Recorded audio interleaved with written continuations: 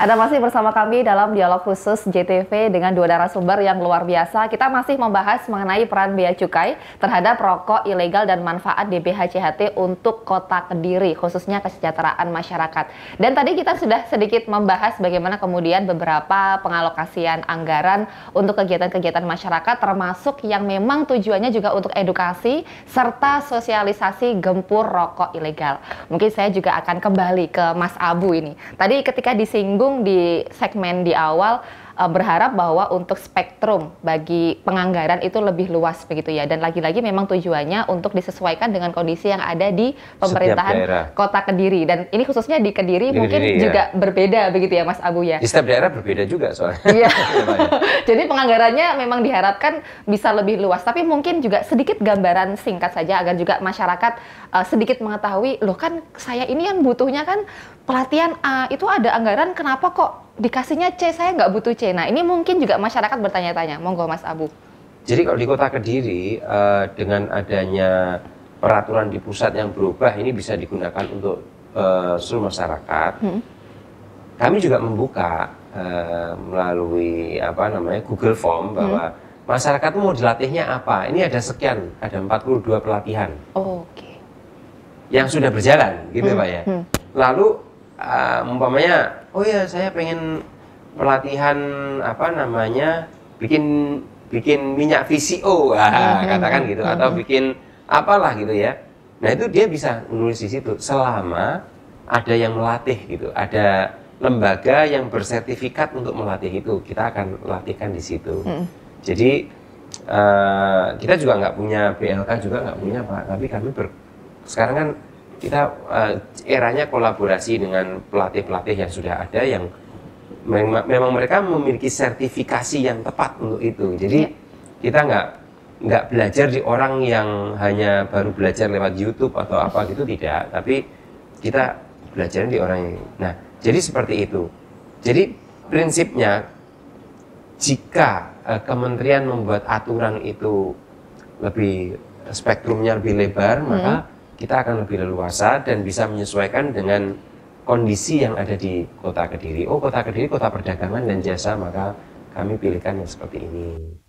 Beda lagi dengan kota-kota yang seperti Temanggung yang lebih ke era pertanian, ke mana Madura juga pertanian gitu, atau tempat lain yang pertanian, itu pasti berbeda pendekatannya. Baik, jadi penganggaran memang diharapkan sekali lagi tidak hanya dalam konteks bagaimana menanggulangi resiko dari adanya penggunaan tembakau atau yang lain-lain, tapi juga lebih ke menggerakkan masyarakat, termasuk pembangunan. Tadi juga disinggung oleh Mas Abu, siapa tahu... Kita kan pengennya sekali dayung itu kan beberapa dampak ya, beberapa multiplier efek itu bisa terlampaui juga. Contohnya seperti dengan adanya ini, dana bagi hasil cukai dan tembakau, perekonomiannya bisa keangkat. Makanya sekarang kita di kemarin yang pandemi yang sangat berat itu, kita tutup semua. Nah sekarang harapan kita kan kita recovery secara ekonomi menggunakan dananya dari dana bagi hasil cukai dan tembakau. Siap. Nah saya kira bagus kalau kementerian punya pemikiran yang sama dengan daerah gitu. Iya, siap. Mungkin juga Pak Sunaryo juga menerima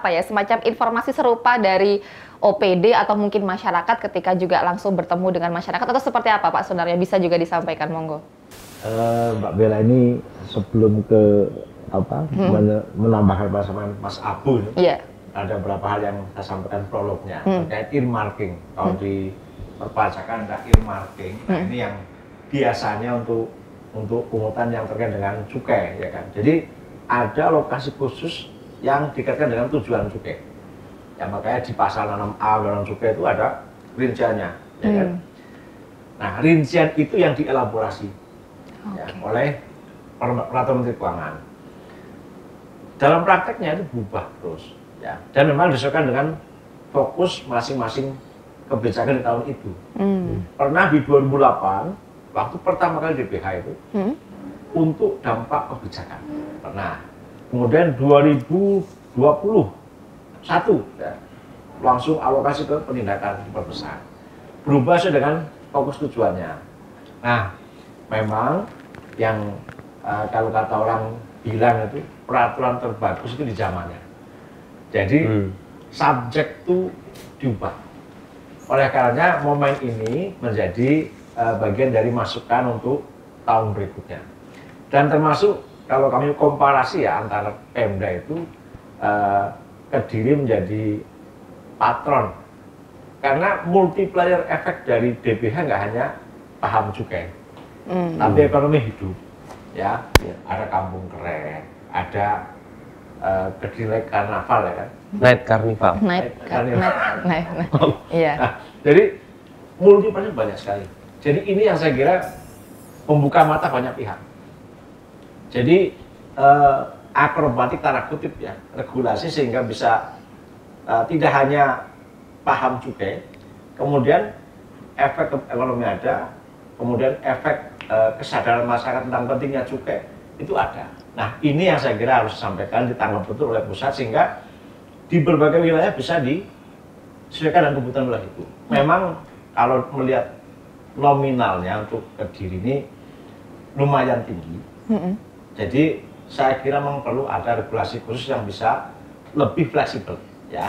Ini menjadi bagian lumayan tinggi, Pak. Tapi dengan keberadaannya memang pabriknya di sini, kita tiap hari membau membau sausnya dan segala macam. Penyumbang cukai tertinggi wajar dapat DBH tertinggi, ya kan? Kita itu menopang 20% dari APBN cukai. 20% dari 20%. Nah, jadi kalau Kediri Pak ya? Kediri total dari kantor Bajaj Kediri. Ini bisa bikin negara sendiri nggak sih Kediri? Ini bisa jadi presidennya Mas Abu negara sendiri. Wah ini ngawur. Enggak. Ini biasanya nanti netizen juga akan motong bagian ini Pak biasanya. Enggak dipotong juga nggak apa-apa.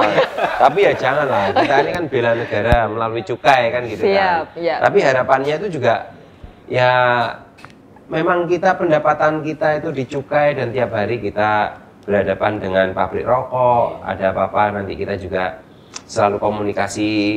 Maka saya berharap Pak Naryo bahwa sebenarnya itu satu, Kota Kediri tidak merusak alam. Bener kan? Kita nggak sama seperti orang yang ada di Pulau Kalimantan, Papua, ngeruk gunung, apa segala macam, lalu buminya jadi lubang-lubang, jadi danau, akhirnya alamnya rusak. Kita kan nggak rusak alam nih. Justru kita memberdayakan petani diproses di Kota Kediri. Maka sebenarnya cukai itu ya harus diperbesar karena daerah ini daerah penghasil tembakau, ini daerah penghasil batang rokoknya, kan gitu itu harusnya. Kalau umpamanya di tempat penghasil minyak oil and gas itu kan 10% dari totalnya. Nah mestinya kalau memang ini otonomi daerah dan memang dikembalikan azas manfaatnya untuk daerah, maka itu juga harus diperbesar juga. Nah, menurut saya kok seperti itu ya. Siap. Jadi lazim gitu karena memang daerah sini adalah ini gitu. Dan artinya ya sebenarnya juga ketika itu diperbesar dan juga untuk spektrumnya diperluas, lagi-lagi itu nanti kembalinya kan juga kepada masyarakat, begitu gitu. Dan aspeknya juga tidak hanya soal kesehatan saja, tapi juga bisa mungkin peningkatan sumber daya manusia dan juga ekonomi dan lain-lain. Tapi Pak, ini kan juga kenaikan tarif cukai ini membuat harga rokok cenderung naik. Tapi apakah juga di Kediri atau mungkin temuan kasus di daerah lain, Pak Sunaryo, apakah kemudian ketika harga rokok naik membuat yang ilegal-ilegal ini juga menjadi agak dilirik, menjadi pilihan, wah ini lebih murah nih gitu kan ya? Atau seperti apa Pak Sunaryo? Monggo. Ini survei kami internal ya, dari Bea Cukai, memang ketika satu wilayah daya beli terhadap rokok legal itu kurang, ilegal masuk. Ini fakta penelitian internal kami ya Pak. Itu hukumnya Pak kayaknya Pak. Hukumnya kayaknya hukum alam cari yang murah gitu Pak ya kayaknya. Iya. Makanya Kediri kan termasuk kota bahagia itu kan. Oh iya. Sehingga surveinya itu, survei rokok ilegalnya itu nol Pak. Oke. Nol. 2 tahun loh. Ini bukan baik kan masyarakat Kediri. Bukan depan Mas Abu ya. Survei rokok ilegal. Tapi karena memang masyarakatnya itu baik Pak di Kediri. Dicerminkan oleh kepala daerahnya, mungkin kayak gitu maksudnya. Lain dengan kayak misalnya di wilayah tertib gitu loh. Masyarakat Kota Kediri itu tertib. Kediri ya. Ya kan, yang daya beli agak kurang itu, yang ilegal masuk. Jadi kalau penelitian kami itu, ketika daerah itu pride-nya tinggi, ilegalnya itu nggak banyak. Oke, karena daya juga belinya tinggi, kemudian pride-nya tinggi, ilegalnya nggak banyak. Nah, jadi di antara dua itu, ya. Kemudian, apakah ketika rokok naik juga menjadi pilihan? Nah, itu memang secara hukum konsekuensinya begitu. Jadi di mana-mana terlalu timpang antara legal dan ilegal, maka biasanya orang cenderung ke ilegal. Ini menjadi atensi kita, sehingga ketika ada kenaikan juga kita, ya dengan Pak Eko ini yang kolaborasi dengan teman-teman Bea Cukai untuk selalu menginformasikan kalau ada yang ilegal, turun bersama, penyuluhan. Tujuannya itu tetap naik, tapi yang potensi ilegal kita bisa mitigasi seperti itu. Tapi katanya perokoknya makin sedikit, Pak. Kalau perokok, secara ini yang terkait dengan kenaikan tarif memang iya, Pak. Jadi kalau dari data BPS, Pak, memang data Riskesdas ya, itu ketika rokok naik, itu kan daya beli itu rokok kan berkurang. Konsekuensi ada yang mengurangi batangannya atau berhenti. Jadi memang makin menurun. Wah. Nah itu dua mandat cukai, budgeter, reguler berjalan bersama. Itu yang terjadi saat ini. Jadi fungsi cukai itu dua-dua jalan. Penerimaan naik, konsumsi turun. Seperti itu. Oke, berarti memang konsumsi turun itu bukan berarti kemudian nanti penerimaannya untuk daerah-daerah juga turun, bukan ya Pak ya? Selama ini tidak. Oke, siap. Tapi Pak, tadi ketika disampaikan ada apa ya, rokok ilegal begitukah? Apakah sebenarnya, ini sedikit agak mundur pembahasannya, apakah sebenarnya ketika masyarakat membeli rokok ilegal, apakah kemudian diberikan sanksi ketika ketahuan? Tapi tunggu dulu Pak, ditahan dulu ya. Saya tahu sudah ada informasi yang ingin segera diungkapkan, sepertinya sudah menggebu-gebu. Tapi nanti kita akan lanjutkan, kita akan jeda terlebih dahulu setelah yang satu ini.